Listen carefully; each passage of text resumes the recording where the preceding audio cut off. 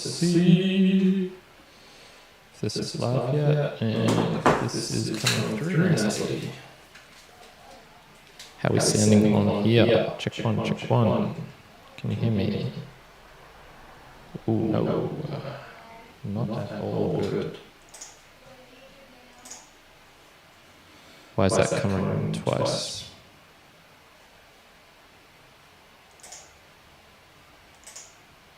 What about over here if I jump over into this one?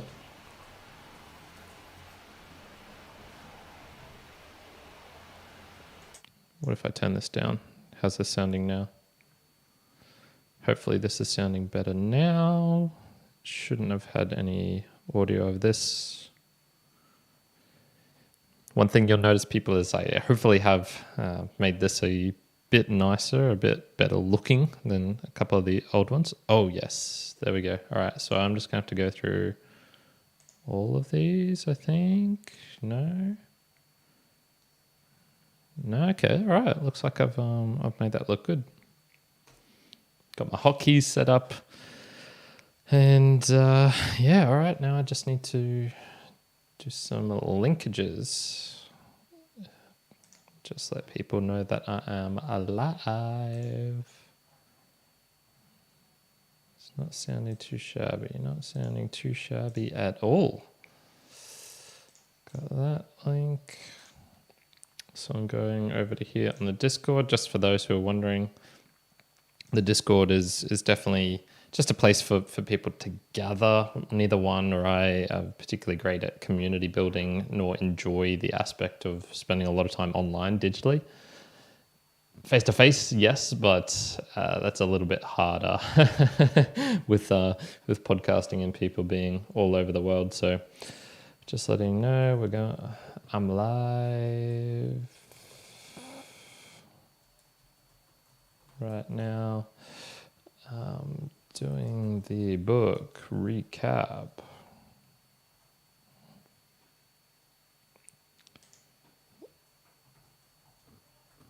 At everyone. For example, if you checked out the conversation I had with Justin Fox, you can see that, you know, he knows how to do live communities and whatnot. That's what I actually really admire about him. He's just got this ability to connect with people, and you know, he was hitting on so many of the value for value type of principles of getting people together and you know, showcasing their work in a way that they can actually see it, and they get that feedback loop of like, oh my god, my work's kind of up here, or my car's, you know, in this meet and whatnot. Yeah, he's ahead of the game, Justin. He's a smart guy. He's a smart guy.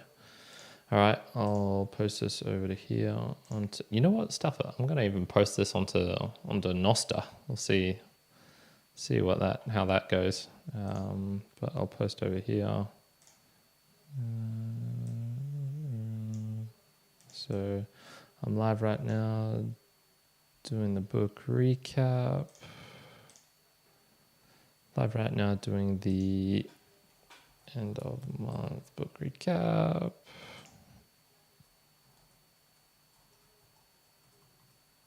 We'll release the episode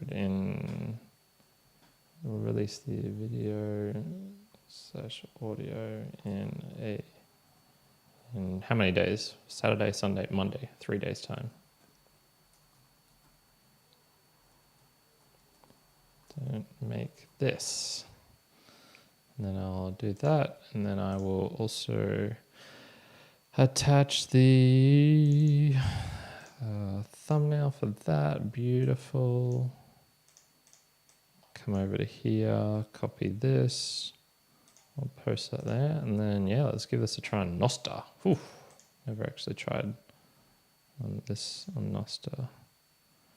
I'm doing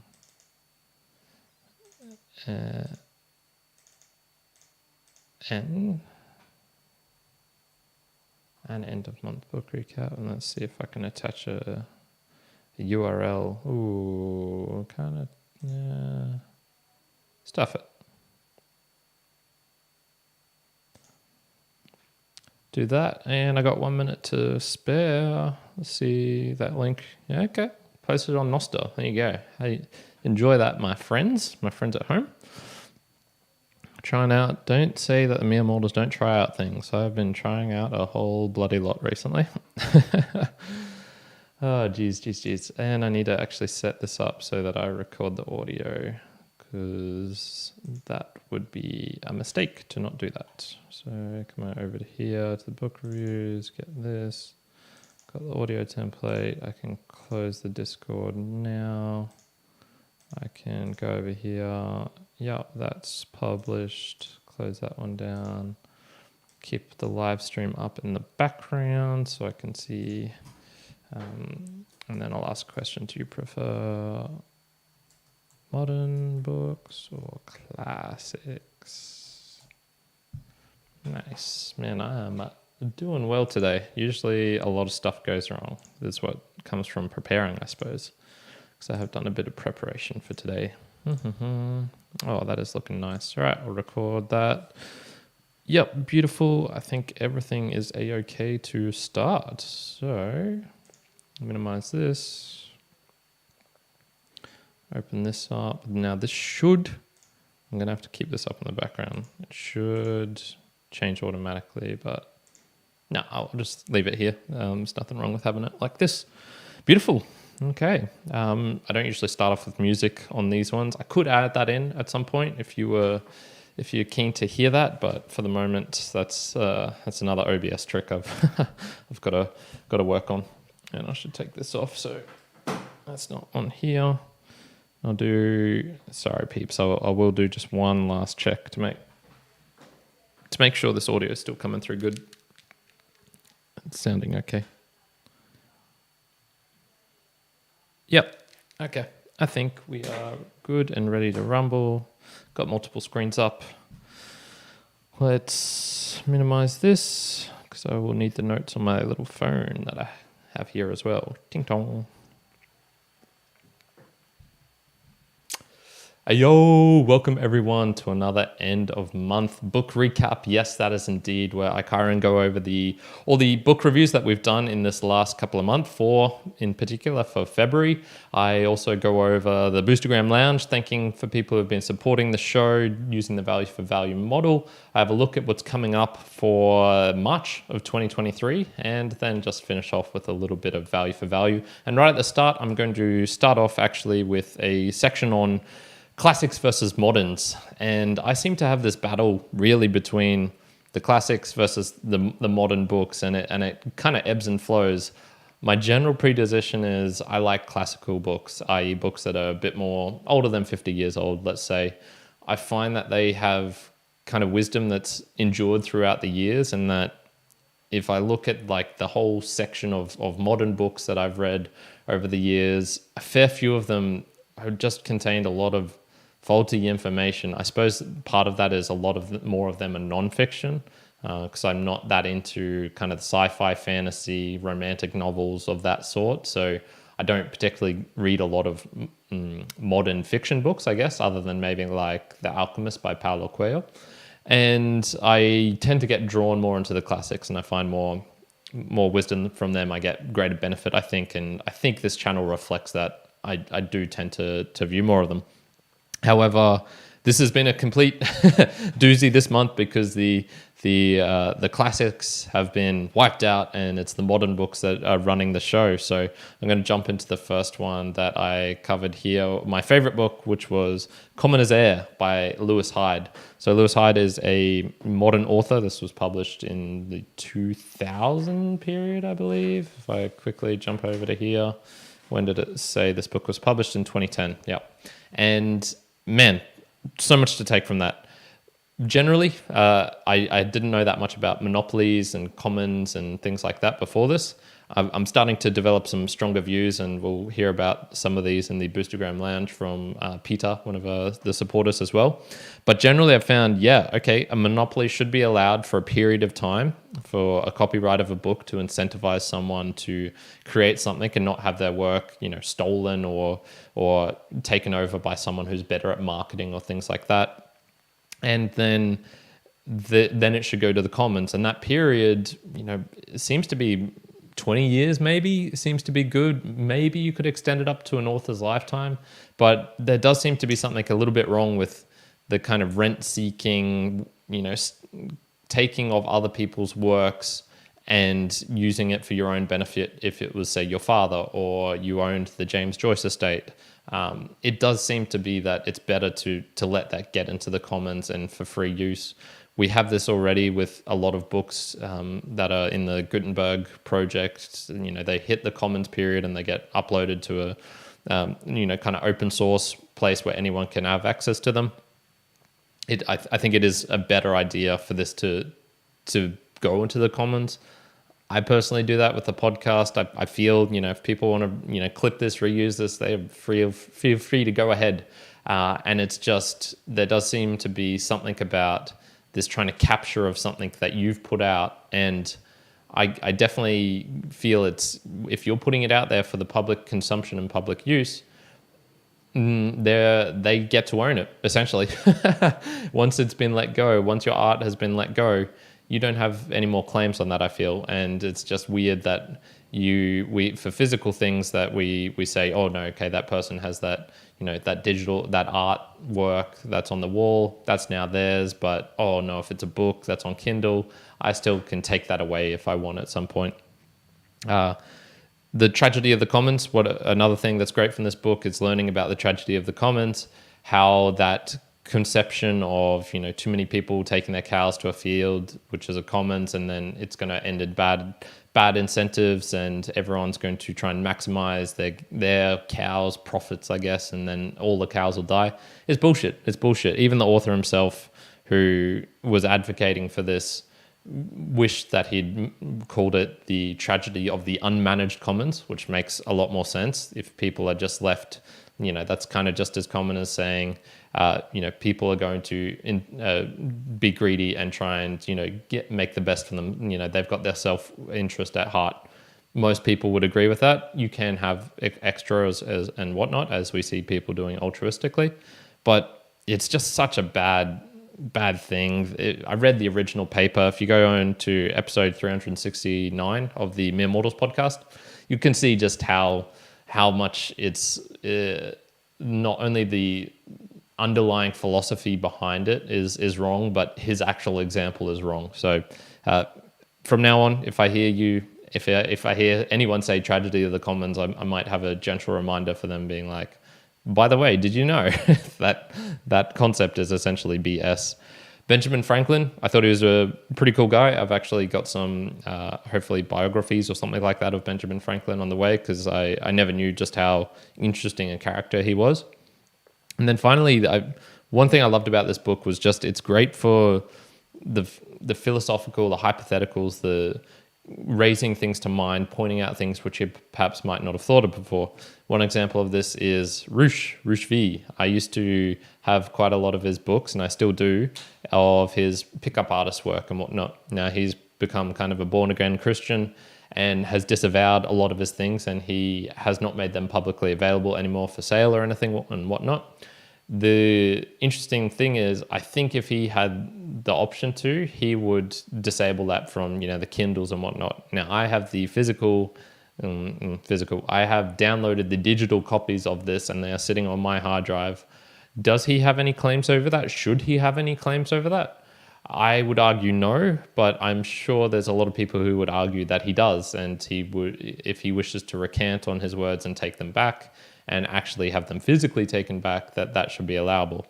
Me personally, I don't think that's correct and fair, and that's how it should be treated. But I'm relatively new to these topics of the Commons, so my views aren't fully formed. I'm not set in my ways in any particular case. Let's get on to the next book, which was Reality Plus by David J. Chalmers, an Aussie philosopher. If you check out the book review, you will notice I forgot to talk about him as the author. I don't know, for whatever reason, I missed that out. So I actually have my notes here, so I could even talk about that in particular. So he was an Aussie philosopher known for formulating the hard/easy problem of consciousness, which is his particular expertise, in a book called The Conscious Mind. Done. I'll fix that. So this book, look, it was okay. There's two things. I wish there was more hypotheticals of his actual interactions with virtual reality. He said he played around a lot with it during the COVID times, and I would really like to know what a philosopher would think of that. Will we need taxes in this virtual reality? What kind of governments or corporations or companies or structures are we likely to form in these places with this element of physicality taken away from it, with this inability to enact violence, for example, on people? Although he did kind of argue that violence is real violence in there, so maybe it's not that different. How will large groups behave? Will coders become gods, much like we saw in the metaverse book of Completely a Snow Crash by Neil Stephenson? What limits does our current body put upon the VR experiences? Will we be able to delve into them for 8 hours a day? Is this possible? There's all sorts of really cool things that I kind of wish he'd brought up more of and focused less on the philosophical side. That's just me, saying what an ideal book would have been for me and how I would have rated it higher. I gave this a 6.5 out of 10, just for those interested, and I gave Commoner's Error an 8 out of 10 for that one.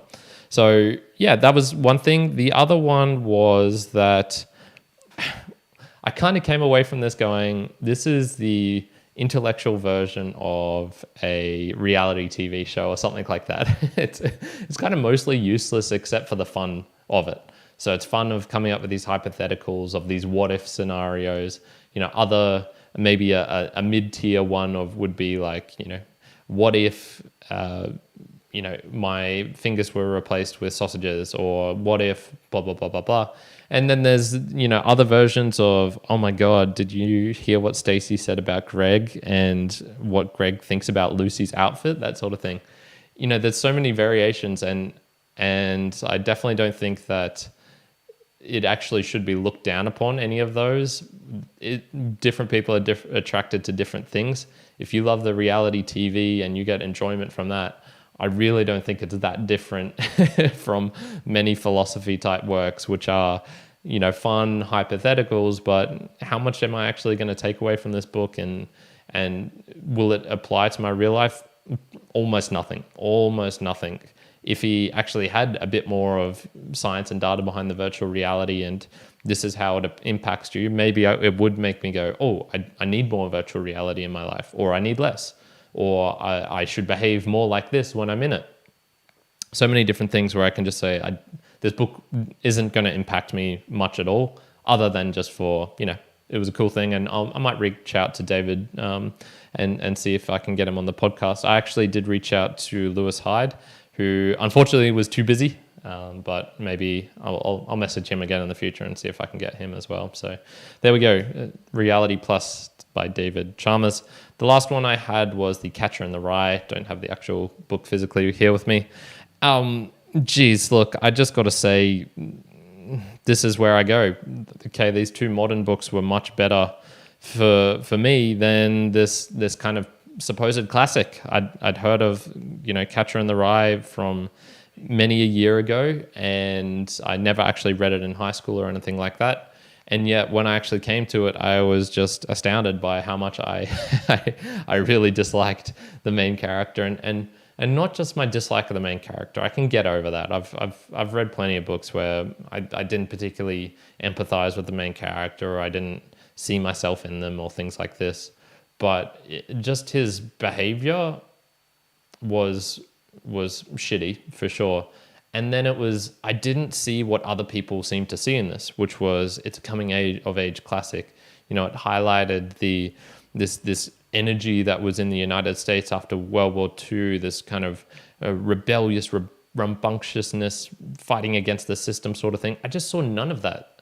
He had a great life, and things were great then, and there wasn't anything he was fighting against. So I think my main thing that comes from this is just confusion.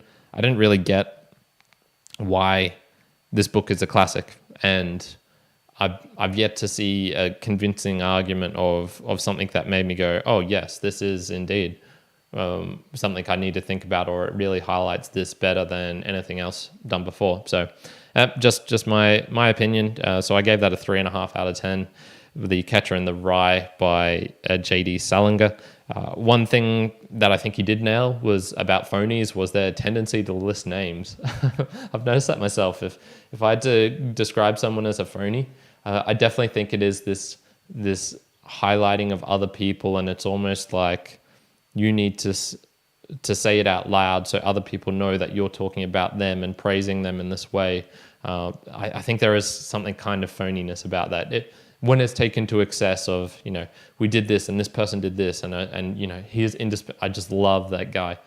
There is something about that which I find kind of a little bit phoniness. So those were the 3 books that I reviewed. The last on the chopping block was Atomic Habits by James Clear, which Juan reviewed. This was a book that I 100% would have read if it had come out 5 or 10 years earlier, probably.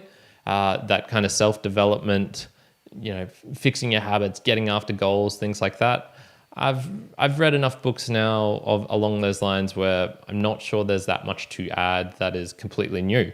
That being said, does this mean that these books are worthless? Hell no. There is something in the idea of a revitalization, a rising of the phoenix, a rehashing of an old concept put in a modern casing which people will understand. It seems like this book really did it for Juan. He gave it an 8 out of 10. He is very much into these habit forming and self-development and things like that, probably more so than I am nowadays. And yeah, it's great that these things exist and that people find it amazing. My 2 other observations was there always seems to be an acronym. He talked about the IDEA, I think it was, the IDEE, I believe. There always is an acronym. It's so funny how there's always... it's a useful tool. Maybe it helps people remember things like the SMART goals, specific, measurable, blah, blah, blah, blah, blah, blah. Obviously, it doesn't work for me. So there does always seem to be an acronym. So I think if you're writing a self-development book, you need to come up with a new acronym. That is the only way. That's the way to success. It's my takeaway there. The other one was, I wonder how many of these habit-forming things you can do at a time. I didn't hear it in the review of how many, and the concept of atomic habits, i.e. something you do something over a 3-minute or 5-minute period or whatnot. That's definitely sure, start off small, but how many of those could you actually fit in a day? And if you can only, kind of fit in 5 of them mentally, would it not then just be better to maybe go, okay, well, maybe not atomic, but how about micro habits and make them so that you're doing them for 20 minutes a day or something. Strategic wise, I'm curious as to how that would work out. So Atomic Habits by James Clear, a very popular book, and Juan seemed to enjoy it. So there you go. Mere Mortals recommended from Juan. Let us get on to now the Boostagram Lounge. So for those who don't know, I spend a lot of effort into this show, and Juan does as well. And we just request that you send some of that back in a monetary form in particular. And this is the section where we highlight everyone who's contributed to that via the Podcasting 2.0 value for value method. I do all of this free. You don't have to contribute anything back. But if you go to podcastapps.com, newpodcastapps.com, you'll notice most of the ones here, all of them are in fact were sent through Fountain, which is probably the most popular of the apps, but you can also get Cast-O-Matic, which is iOS only, Podverse, which is becoming better and better, Breeze, if you want to do it on the desktop, Curiocaster, Podverse also on the desktop. So many different options you can choose from there in contributing some value back to the show. So without further ado, this is what some people have been saying about the stuff that we've been creating. So most of these all of these are from the last month. No particular order. We had Petar coming in with 2,222, a row of ducks, quack, quack, quack. And he says, seems like good little tips for people motivated to accomplish big things. That is going from the James Clear Atomic Habits that we had. We also had him commenting on, I don't actually have it up in my little screen show here, but on Around the World in 80 Days by Jules Verne. I gave it a 6 out of 10. He says 6 out of 10, tough crowd. Yeah, there's something about the Jules Verne books that I've read. That I've only read 2 of them. I find his characters a bit too unbelievable. They're too. It's kind of that stereotype of the go-getter, no fear, felt type deal. I don't know. There's something about his characters because the scenarios that he puts them in and his description of those scenarios I find quite good. The two books I've been reading, those being Around the World in 80 Days and Journey to the Center of the Earth. Those two, I kind of rated them the same, 6.5, 6 out of 10. I think it is the characters. I think that's my problem with them. I just don't connect with them. Once again, connecting with characters. And another highlighting of how classics, even though I do prefer them in general, they're not. It's not a guarantee that they're going to be better. We come in now to another 2,222 sats from Peter, and he says, "I would be offended if you took these offended people seriously." So this is where I was talking about how some people were unhappy with one person was unhappy with my putting my face on one of the famous Buddhist monks, Padmasambhava, or Tibetan monks, I should say. And yeah, look, once again, I don't need to rehash that. And I don't want to continue this offense cycle going on. I don't like to do it unnecessarily, but that I do have certain things that I will and won't do for people. I won't create individual mini clips to become a TikTok superstar dancing because that's how you become famous or whatnot. Like I don't care to do that. And but I will create mini clips, for example, for this to make it more digestible for people who are on the run or don't have, or maybe they need that extra little prompting to go, oh, this is actually a really good channel because I saw this little mini clip. I'll do that. I'll do that. So thank you very much, Peter. We also have him coming in again. Damn, Peter. I really do appreciate it, mate. Thank you. And he says for the JD Salinger 2,222, you seem authentically disgusted at Holden, correct, and noticed how all young rebellious types are filled with hypocrisy. Mostly correct. I think they don't necessarily need to be. I'd say the author was quite effective in delivering his point. No, question mark. I don't know if that's his point. That's the problem. I might have to read what JD Salinger talked about his book after it was released. That might be interesting. I didn't think that was the point he was trying to get across per se. It was kind of maybe what some other people were saying, but if I didn't get if that was the point of the book to show how young rebellious people are hypocrites and uncaring, I don't get why it's a classic then. I don't know. That book confuses me for sure.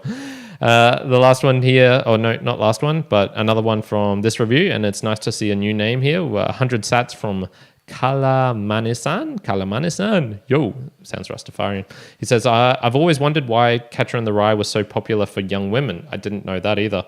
I've never read a page of it and perhaps never will. Thanks for the insight on this book. Hey, no problems, my friend. This is the point of doing these things so that I can read a shit book so you don't have to, and read a good book so I can prompt you to go and read it yourself. The point of the book review is, I suppose, to create some action for my part. If you're using this and only this to learn more about books, I would prefer you spent 20% of your time here and 80% actually going and reading the books is my general thing. I don't want this to become a channel for you to not read a book. So, with all that being said, thank you for the sats, and I do hope you stick around for some of the other book reviews and send in some more Boostagram. So I do love this because it is a one-man show at the moment. Peter coming in with the last one, 3,333 sats for This Is the Commoner's Heir. He says, after stumbling upon Stephen Canella's books, I don't know who that is, I'll have to look that up, and podcast, I've now been convinced intellectual property rights actually stifle innovation and hurt creators. People and companies are entitled to privacy and do have the ability to selectively share information, 100%, that is, I agree with that. But the use of information itself, once out there, should never be restricted by law. This is what I'm kind of going towards myself. I'm not that fan of a restriction of ideas, whether that be through censorship or whether that be through legal manners. And I do, but I am 100% of the right for a person to have their own thoughts, to say their own things, to think their own things, to keep stuff private if they wish that to be kept private. And I think both of those views are 100% compatible. And I'm leaning towards basically what you seem a bit more certain of, Peter, than than I am. I'm still willing to be convinced that I'm wrong, which is a very regular occurrence. So that was it for the Boostagram Lounge. Thank you, everyone. Those sats, I pretty much keep in the Fountain wallet, and I use them to spray elsewhere and encourage other creators and whatnot. So your sats are going to a good place. They're not particularly into my well, they're going into my wallet, but they're being spread on relatively quickly afterwards. So thank you, Petar and Kalamansihan, for sending those Boostagrams in. Very much appreciate it. It encourages me a lot to do these. Let's go on to what's coming up for March of 2023. Well, I don't know 100% because I have got probably 15 books that are sitting at the library waiting for me to pick up, which I will get tomorrow. What I can say is I have done the book review for this, Algorithms for Dummies by John Paul Mueller and Luca Masseron. As you see on your screen right now, this is the image that'll be coming up, and that'll be released next week. So I've done the book review for that. I also can say for sure that I will be reading one of these two books, the first being Jose Maria Arguedas, Los Ríos Profundos, or most likely this one, El Mundo es Ancho y Ajeno by Ciro Alegría. And that translates as the world is wide and strange, or the world is large and strange. Those were donated to me, well, given to me, borrowed, lent to me by a friend of mine called Rodrigo, who's from Peru, who actually gave me a very cool Peruvian shirt, which I wore recently on the Mere Mortals podcast. It'll make an appearance on here at some point. When I do this book review, that will come out. And he's lent me these books, which are very cool and I'm much appreciative of, and will kick me in the ass to get me reading some Spanish again, which I have been slightly not doing as well, because in the modern versus classic debate, the Latin books are they're a bit beneath what I have personally enjoyed. I don't think any of them, other than maybe what's his name, Gabriel García Márquez and Cien Años de Soledad, 100 Years of Solitude.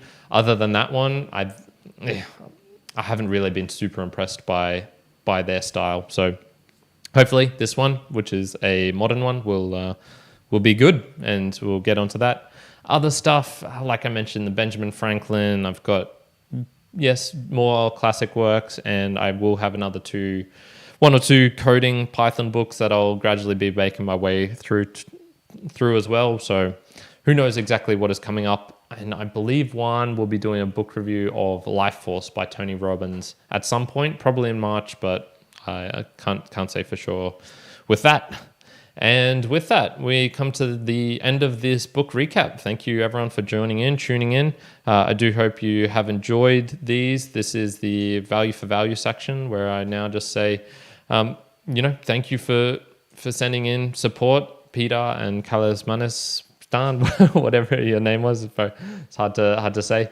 And I'll get his name right, so I'm not being an asshole. Kalamansihan. So thank you for you two for supporting the show. Your encouragement keeps me going, and your sats also keep me going. Now, value for value is not just about sending in Satoshis. That is a portion of Bitcoin to the show, which you can do through those apps that I mentioned previously. But value for value is taking whatever value you get from this show and just sending it on back to me in some form. Now, it doesn't have to be sent back at me. You could tell a friend about this and say, hey, Kyrin's got some pretty cool podcasts going on. He's got the book reviews one. He's got the Mere Mortals. Why don't you go check out one of those? Hey, Kyrin, you've stuffed this up. You could use the OBS software in a better way. I don't like these things on the screen. I do like this. I'm always open to hearing some feedback and whatnot. You could share the show via YouTube, via the audio, via whatever manner, in whatever manner and way you want. And then also finally, the way that I appreciate the most is by sending in a Boostagram. If you really want to, go leave a review on Apple iTunes or something like that. What I can say also is there's some always stuff in the works. Apparently YouTube Music will now have podcasts in there. There is a podcast tab now in YouTube as well. So if you want basically a replication of the RSS feed in YouTube, you can go into the Mere Mortals book reviews and check out that. I think it'll probably come under a playlist, but maybe there'll be other functionalities. I try my darndest to make this podcast the best possible. So any way you can send that back is very much appreciated. So with all of that being said, I do hope you're having a fantastic day wherever you are in this classic or modern world of ours. And if you do have any thoughts on that classic versus modern debate, I would love to hear them. Ciao for now. Kyrin out. All right, peeps. I'll show you my last little screen here. Ooh. Pretty happy I got these hotkeys set up, and I hopefully have done this in a way where in the future I can just drag and drop these files that I've created into a folder, and I won't have to manually do all of these like I did today. So hopefully that'll start to happen and show some benefits in the future. I do intend to do these live streams for this still at the end of month recap live every time. I was contemplating moving the book reviews channel over onto another host. I'm probably not going to do that at this stage because it's going to break a lot of things. It's going to break the thumbnails. It's going to break all of the JSON files, the chapter images I've created and whatnot. I'm just not sure it's worth my time, which will be very, very time consuming to fix all that. For the added benefit of going live, which I really want to on the podcasting apps, but Buzzsprout doesn't do it at the moment. They're showing signs that they might do in the future. Blueberry does do it, but like I said, it'd be kind of sacrificing a lot of work I've done in the past for a gain which might show up in the future. I'm open to suggestions as well if you have thoughts either way on that. I would love to know those as well. So I'm gonna end the stream now. I'll be doing some editing and whatnot. If you want to join me in the Discord, I'll be around for a little bit, and peace out.